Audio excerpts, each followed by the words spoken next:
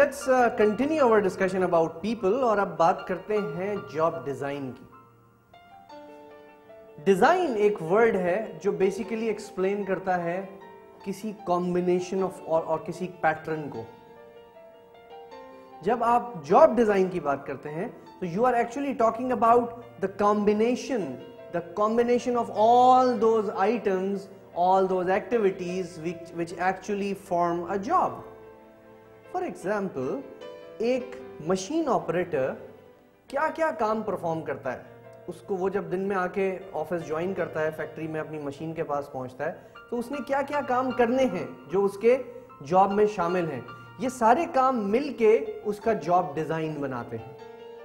اگر اس نے آ کے پہلے کوئی رپورٹ بنانی ہے ڈیلی کی, صبح کی مارننگ رپورٹ, وہ بھی اس کے جاب کا پارٹ ہے. پھر اس نے کوئی مشین چلانی ہے, وہ بھی اس کے جاب کا پارٹ ہے. ہو سکتا ہے اس کی کوئی مینٹیننس بھی بیچ میں کرنی ہے, اس نے کوئی اس میں لیوبریکنٹ ڈالنا ہو, کوئی بھی کسی قسم کی کوئی سپلائی ڈالنی ہو, وہ بھی اس کا جاب ڈیزائن کا پارٹ ہے. ہو سکتا ہے اس نے شام میں کچھ اور رپورٹ بنا کے دینی ہو, یا کچھ لوگوں کو اس نے گائیڈ کرنا ہو, اسسٹ کرنا ہو. یہ ساری چیزیں مل کے کیا بنا رہی ہیں, اس شخص کی daily job activities. So job design is basically about that combination جس کی مدد سے آپ ایک اچھی اٹریکٹیو ایکسائٹنگ جاب بناتے ہیں. پلیز یاد رکھیے گا, جیسے میں نے آپ سے پہلے بھی عرض کیا تھا, کہ اگر جاب ڈیزائن مناسب نہ ہو تو لوگ بہت جلدی جاب سے بور بھی ہو سکتے ہیں اور جاب چھوڑ کے بھی جا سکتے ہیں.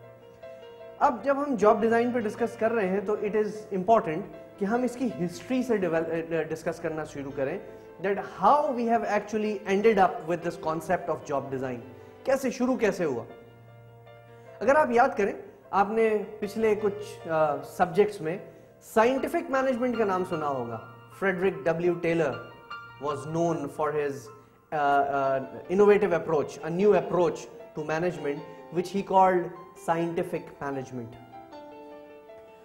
Scientific management میں ٹیلر نے خاص کام کیا کیا, that he divided the job, the production work was divided into very small fragments. چھوٹے چھوٹے ٹکڑوں میں کام توڑ دیا اس نے. For example, ایک جگہ اگر گاڑیاں بن رہی تھیں تو اس نے کہا بھائی کار بنانے میں اگر لیٹ سے 100 سٹیپس ہیں جن میں گاڑی بنتی ہے, تو ہر سٹیپ کو اس نے بالکل چھوٹے چھوٹے سٹیپس میں یا چھوٹے چھوٹے کاموں میں اس نے ڈیوائڈ کر دیا. فار ایگزامپل, ایک آدمی جو ٹائر لگانے والے اسٹیشن پہ موجود ہے, اس کی رسپانسبلٹی صرف اتنی رہ گئی کہ اس نے ویل اٹھانا ہے, لگانا ہے اور اس کا اسکرو ٹائٹ کر دینا ہے. دیٹس اٹ, اس کا کام ختم. اب ہوا کیا اس سے کہ کام بہت آسان ہو گئے, بالکل سمپل ہو گئے. چھوٹا سا کام ہے, آپ نے وہی سارا دن کرنا ہے.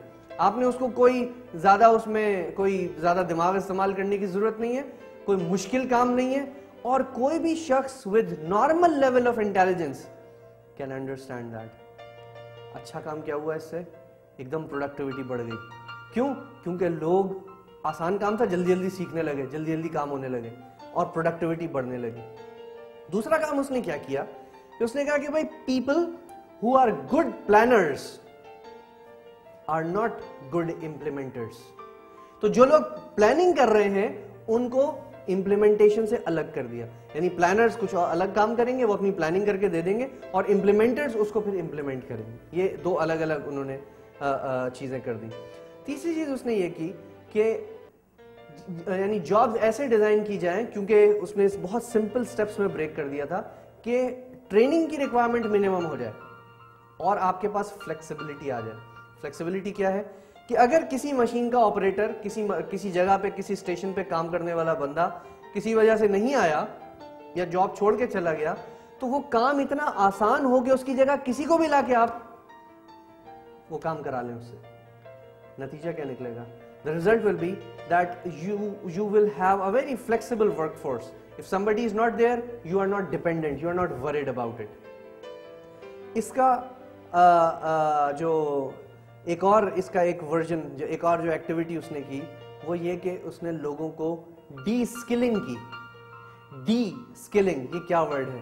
ڈی اسکلنگ کا مطلب ہے کہ لوگ جو آلریڈی کچھ کام کرنا جانتے تھے ایک پرٹیکولر طریقے سے, کچھ ظاہر ہے آرگنائزیشنز میں, فیکٹریز میں کام کر رہے تھے, اس نے ان کو کہا کہ بھائی جو کام تم پہلے کرتے آ رہے ہو تو بھول جاؤ اس کو, ہم تمہیں بتائیں گے تم نے کون سا کام کتنا کرنا ہے بس.